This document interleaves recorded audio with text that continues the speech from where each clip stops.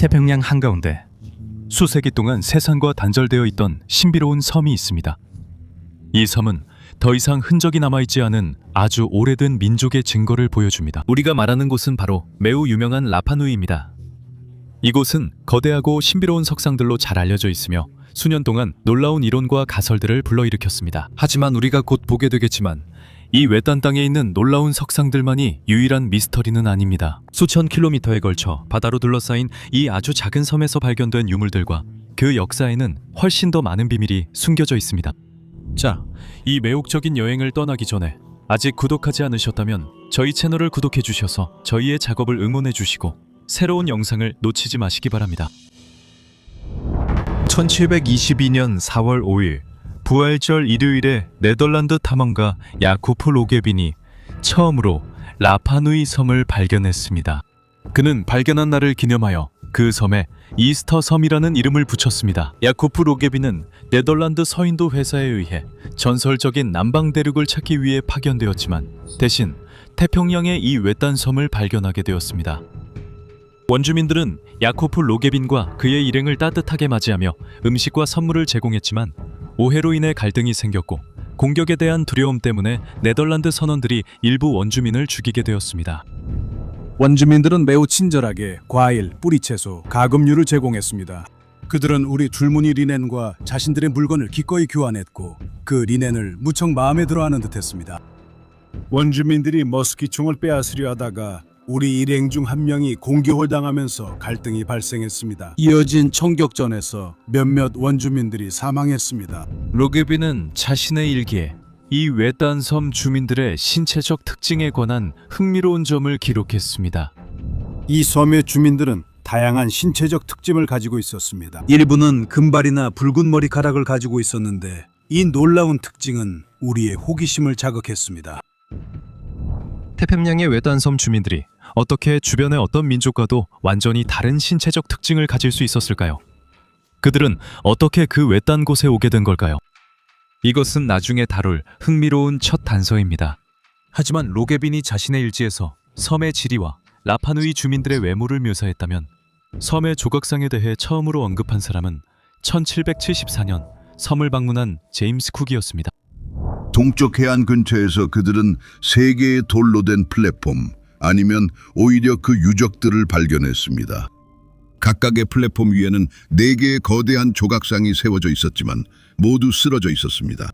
모두가 쓰러지면서 부서지거나 어떤 식으로든 훼손되어 있었지만 하나만은 온전했습니다. 웨일스 씨는 이 조각상을 측정했고 그것이 길이 15피트, 어깨 너비 6피트임을 발견했습니다. 각 조각상 머리 위에는 완벽하게 둥글게 다듬어진 커다란 붉은 돌 원통이 올려져 있었습니다.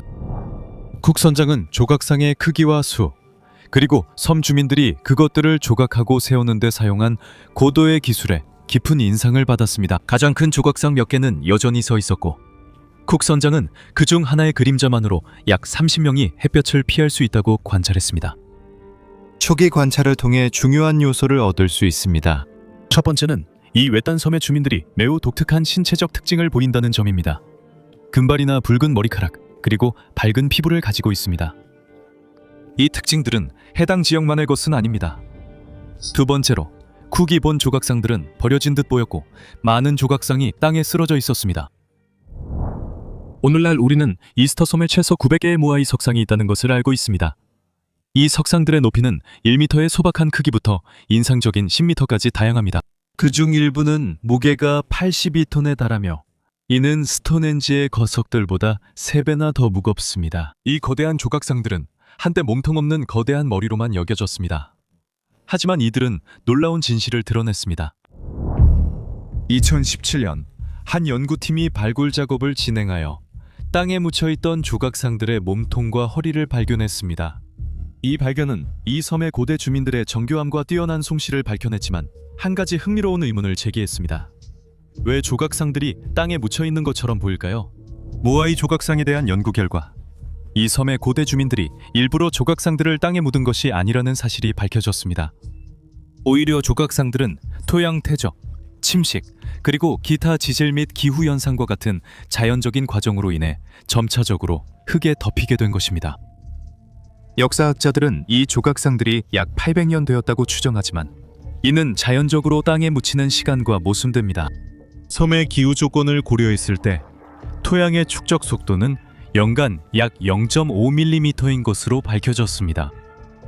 조각상들이 평균적으로 약 7m 정도 묻혀 있다는 점을 감안하면 이 추정치를 적용할 경우 자연적으로 묻히는데 약 15,000년이 걸렸을 것입니다. 분명히 이것들은 추측에 불과한 추정치이지만 흥미로운 의문을 제기하는 것은 틀림없습니다. 이렇게 먼 옛날에 누가 이 놀라운 유물을 만들었을까요? 하지만 이것만 흥미로운 건 아닙니다. 또 다른 흥미로운 점은 모아의 석상이 한 가지 양식으로 만들어졌다는 것입니다. Sta con teste sovradimensionate e corpi relativamente piccoli. 손은 조각상 옆구리를 따라 부조로 새겨져 있고 손가락은 아래쪽으로 뻗어 배까지 이어집니다.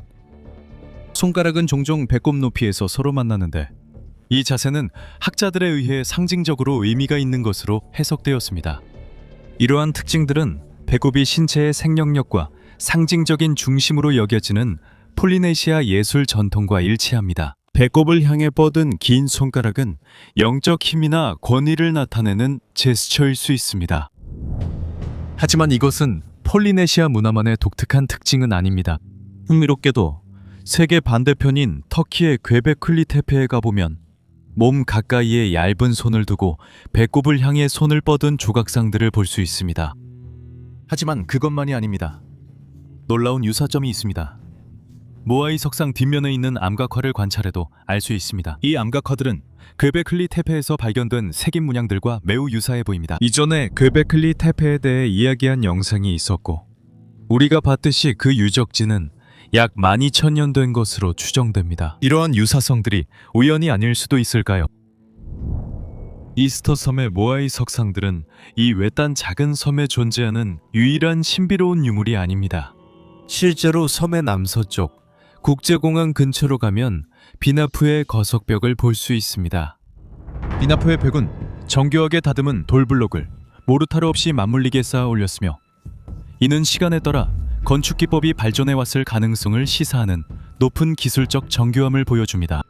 일부 고고학자들은 이러한 유형의 건축이 섬 문화의 발전된 단계를 나타낼 수 있다고 생각합니다. 이 놀라운 구조물들의 세부 사항을 살펴보면 우리는 이 구조물들이 다른 벽들과 똑같다는 점을 주목하지 않을 수 없습니다. Litici sparsi per il mondo, come ad esempio quelli di Machu Picchu, Sacsayhuaman e Ollantaytambo in Perù, o a quelli presenti in Egitto e addirittura in Giappone. 이 놀라운 유사성에도 불구하고 역사학자들과 고고학자들은 남아메리카와 이스터섬 그리고 이집트나 일본 같은 세계의 다른 지역들 사이에는 아무런 연관성이 없다고 주장합니다. 하지만 라틴 아메리카로 가보면 우리는 모아이 석상들 사이에서 또 다른 매우 흥미로운 유사점을 발견할 수 있습니다. 그리고 페루의 절벽에서 발견된 이상한 형상들은 차차포야 문화에 속한 것으로 여겨지는데 이들은 우리가 거의 알지 못하는 잃어버린 문명으로 잉카보다 수세기 앞선 것으로 추정됩니다.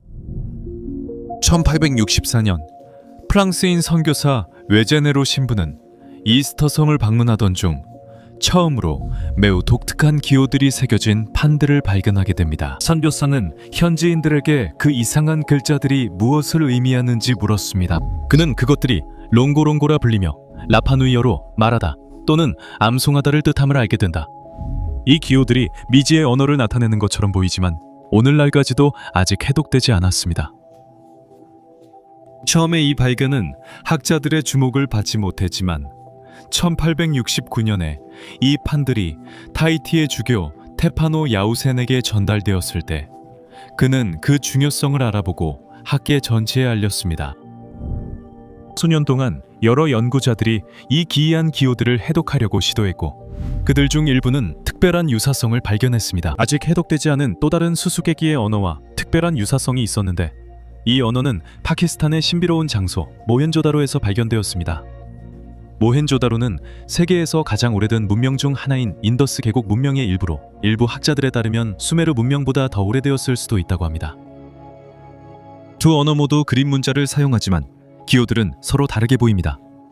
그리고 두 경우 모두 그 문자 체계의 정확한 기능, 즉 표 이문자인지 표 음문자인지 기억 보조용인지는 아직 확실하지 않습니다. 지질학자 로버트 쇼크는 이 판들을 분석하면서 롱고롱고 언어를 해독하려고 시도했고 놀라운 결론에 도달했습니다.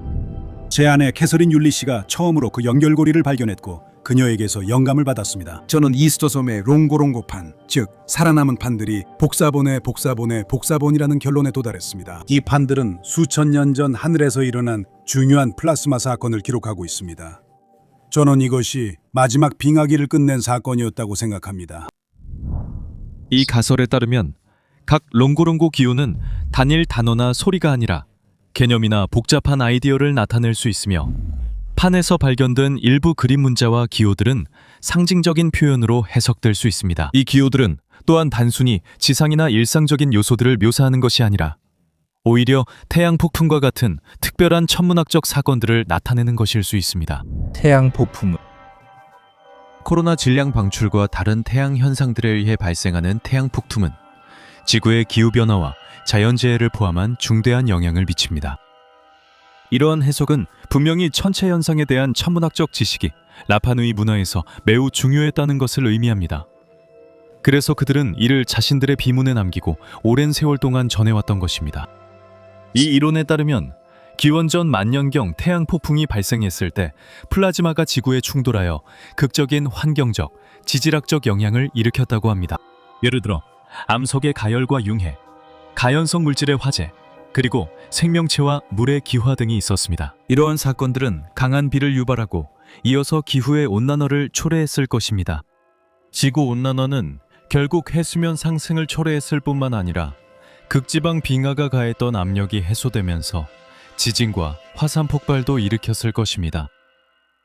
이러한 재앙은 전 세계 여러 지역에서 발견되는 고대 암각화에 잘 기록되어 있을 것입니다. 또한 약 기원전 만년경으로 거슬러 올라가는 롱고롱고 기록에도 이는 당시 문명들의 종말을 뜻합니다. 로버트 쇼크는 자신의 이론을 세우기 위해 플라즈마 현상의 권위자인 앤서니 퍼렛의 연구를 참고했습니다. 앤서니 퍼렛은 고에너지 전기방전에서 발생하는 불안정한 형성 과정을 연구하며 그 과정을 단계별로 문서화했습니다. 이러한 방전 형태는 퍼렛 불안정성이라고 불리며 고대 암각화와 비교되었고 놀라운 유사성이 드러났습니다. 주요 예 중 하나는 스코터맨 형상입니다. 이 형상은 선형 전기방전이 자기장에 의해 왜곡될 때 나타나는 플라즈마 구조로 독특한 형태를 만들어냅니다. 이 형상의 다양한 변형은 전 세계 고대 문화에서 발견되며 고대인들이 관찰한 전 지구적 현상일 수 있음을 시사합니다. 따라서 롱고롱고판은 태양 플라즈마나 지자기 폭풍과 관련된 재앙적 사건을 기록한 것일 수도 있습니다. 로버트 쇼크와 그의 아내가 연구한 상형 문자는 한 형태에서 다른 형태로 변하며 태양 플라즈마의 다양한 방사 단계가 기록된 듯합니다. 오래전 고대에 발전된 문명을 사라지게 만든 전 지구적 재앙이라는 가설은 실제로 그 시기에 우리 세계를 뒤흔든 파괴적인 사건이 있었다는 여러 다른 단서들과 연결됩니다. 이 채널의 다른 영상들에서 보았듯이 공식 과학계조차도 그 시기에 지구를 강타한 재앙적인 사건이 있었고 그 후 갑작스러운 기후 냉각과 다시 온난화가 뒤따랐다는 점을 인정하는 것처럼 보입니다. 이러한 변화는 지구를 황폐화시키는 종말적인 격변을 일으켰고 결국 해수면이 약 100m 상승하는 결과를 가져왔을 것입니다. 이 사건은 전 세계 모든 문명의 고대 신화에 전해지고 있습니다. 그리고 과학이 그 시기에 끔찍한 격변이 실제로 일어났을 가능성을 인정함에도 불구하고 역사가들은 이에 관한 신화와 전통이 모두 상상력이 풍부한 연구자들의 추측에 불과하다고 생각합니다. 하지만 이제 라파누이로 돌아가 보겠습니다. 300년 전 부활절 일요일에 발견된 이 외딴 섬에서 우리 이야기 중에 남아있던 질문들에 답해보려고 합니다. 우리가 본 것처럼 폴리네시아어로 큰 섬이라는 뜻의 라파누이에는 놀라운 미스터리들이 숨어 있습니다. 우리는 인산적인 모아이 석상들과 설명할 수 없는 비나프의 거대한 석벽, 그리고 해독되지 않은 롱고롱고 문자를 살펴보았습니다. 이 외에도 이 외딴 섬을 처음 방문한 사람들이 남긴 흥미로운 기록들도 추가해야 합니다. 그들은 이 섬에서 놀라운 것들을 목격했습니다. 이 섬의 첫 주민이 폴리네시아인이었다는 공식 설과는 거리가 먼 매우 다양한 특징을 지닌 인구가 있었습니다. 이 시점에서 반드시 답해야 할 질문은 이것입니다. 라파누이에서 무슨 일이 일어났던 것일까요? 이 고대 문명의 창시자들은 누구였으며 무엇보다도 그들을 이렇게 외지고 야생적인 지구의 한 구석으로 이끈 것은 무엇이었을까요? 오늘날 연구자들은 거대한 조각상을 만드는 데 사용되었던 방법들을 재구성해냈습니다. 발견된 유물들이 보여주듯이 이 조각상들은 채석장에서 직접 조각되었고 나무 판자를 이용해 암석에서 분리되었습니다. 재구성에 따르면 이 조각상들은 나무 썰매로 운반되었거나 또는 토착민들의 전통에 따라 조각상들이 스스로 걸어서 설치될 장소까지 이동했다고 전해집니다. 이 조각상들은 밧줄을 능숙하게 사용하여 옮겨졌습니다. 밧줄을 조각상 주위에 묶고 사람들이 잡아당기면 조각상이 흔들리면서 이동하여 지정된 장소에 도달하게 됩니다. 섬에 제한된 식생과 부족한 문화적 자원 때문에 이 문명이 그들의 문화적, 사회적 관행으로 인해 스스로 멸망했다는 이론이 제기되었습니다. 최근 연구에 따르면 과거에는 이 섬이 풍부한 식생과 키가 큰 야자수로 가득 덮여 있었다는 사실이 밝혀졌습니다. 야자수와 관목은 작은 어선 건조와 종교적 의식 목적으로 유명한 모아이 석상을 세우는데 널리 사용되었으며 결국 완전히 사라지게 되었습니다. 일부 사람들은 이 문명의 급격한 쇠퇴를 현대 인류의 행동에 대한 경고로 해석합니다. 현대 인류는 지구의 자원을 무분별하게 착취하며 이러한 자원이 한정되어 있고 한번 생태계가 훼손되면 더 이상 복구할 수 없다는 사실을 잊고 있습니다. 이것들은 분명히 매혹적인 이론들이며 깊고 시의적절한 성찰을 불러일으키지만 정말로 일이 그렇게 진행되었다고 확신할 수 있을까요? 아니면 이것이 우리 현대의 인식과 두려움에 의해 왜곡된 시각일까요?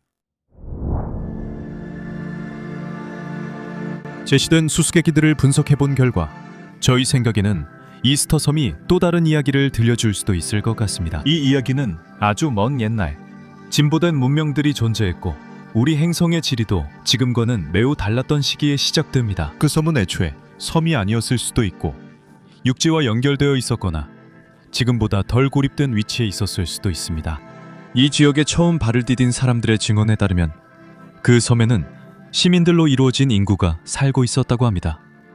이곳이 예전에 여러 민족이 함께 살았던 문명이 존재했던 장소였을 가능성을 보여줍니다. 이렇게 세상과 고립된 곳에서는 쉽게 발전할 수 없는 문명입니다. 혹은 이 섬이 전 세계적인 재앙에서 살아남은 모든 사람들의 피난처였을 수도 있습니다. 모아이 석산보다 먼저 만들어졌다고 여겨지는 비나프의 성벽 유적은 지구 다른 곳에서도 발견되는 고대의 지혜를 보여주며 이것이 단순한 우연이라고 보기 어렵게 만듭니다. 오히려 이것들은 이러한 구조물을 만든 문명을 지워버린 대재앙 이전에 발전된 공학적 기술의 증거로 보입니다.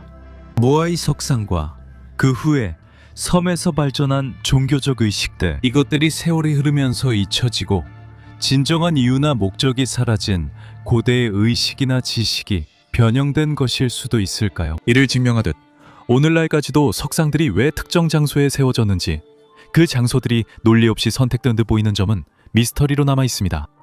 일부 재구성에 따르면 이 석상들은 담수의 샘이 있는 장소를 표시하고 보호하는 역할을 했다고 합니다. 다른 재구성에 따르면 거의 모든 석상들이 섬의 내부를 바라보며 주민들을 보호하는 의례적 기능을 했을 것이라고 합니다. 이 석상들의 원래 목적이 무엇이었든 현재는 그 흔적을 찾을 수 없습니다. 하지만 그들은 처음부터 그것을 가지고 있지 않았던 것 같습니다. Se generazioni che hanno preceduto gli attuali abitanti dell'isola, perché le statue, come abbiamo visto dalle testimonianze storiche, appaiono abbandonate da moltissimi anni. 우리의 분석은 분명히 섬과 전 세계에서 발견된 역사적, 고고학적 증거를 바탕으로 이루어진 것입니다. 이 단서들은 고대의 공통 이야기를 보여주며 새로운 연구로 점점 더 많은 세부가 밝혀지고 있습니다. 하지만 이제 이쯤에서 여러분의 의견이 궁금해집니다. 이 놀라운 유물을 세운 고대 민족은 누구였을까요? 여러분의 생각을 댓글로 알려주시고 아직 구독하지 않으셨다면 채널을 구독해서 저희의 활동을 응원해 주시고 새로운 영상을 놓치지 마세요. 다음 이야기에서 만나요.